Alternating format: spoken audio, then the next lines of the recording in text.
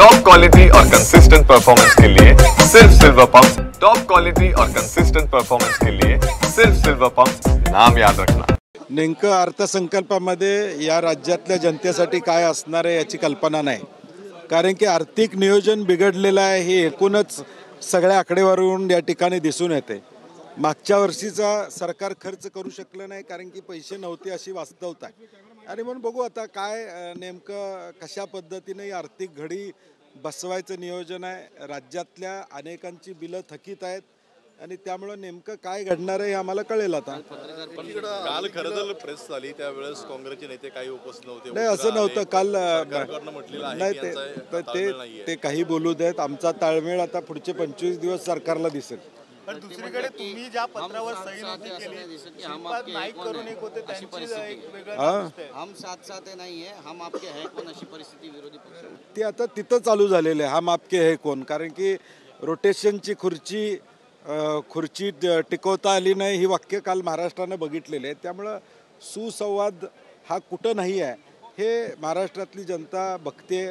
कुठल्या कामांना स्थगिती मिळाली, कोण स्थगिती देते हे सगळं बघितल्यानंतर नेमका संवाद कुणामध्ये नाही आहे हे लोकांना लक्षात येते। मंत्री धनंजय मुंडे यांच्यावरती आरोप केले जात आहेत, तर मंत्री धनंजय मुंडे यांच्या राजीनाम्याची काय मागणी? नाही, मला वाटतं मुख्यमंत्र्यांनी काल जाहीर केलेलं आहे की भूमिका घेतलेली आहे। आता ती भूमिका नेमकी शब्दात रूपांतर कशी होणार याची वाट आम्ही बघू। आम्ही विरोधी पक्ष म्हणून आमची रणनीती ठरवू।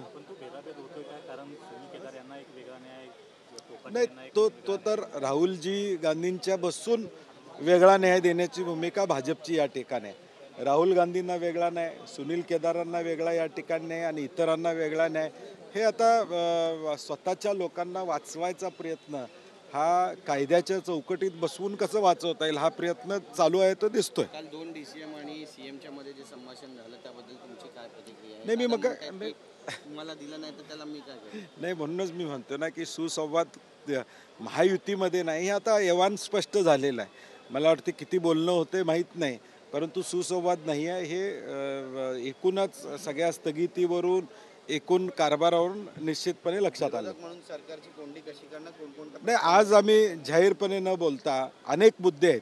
शेतकऱ्यांचा मुद्दा आहे, निवडणुकीपूर्वी असणारी लाडकी बहीण आता सावत्र बहीण झाली का असाही प्रश्न या ठिकाणी निर्माण होतो आणि म्हणून अनेक मुद्दे आहेत। जी नोकर भरती या ठिकाणी करणार होते त्याचा विषय आहे। MPSC मधली नोकर भरती या ठिकाणी रखडली, पोलिसांची भरती त्या ठिकाणी रखडलेली आहे आणि म्हणून अनेक मुद्दे जे सरकारला या ठिकाणी घेरण्यासाठी आम्हाला मिळू शकतात। धन्यवाद।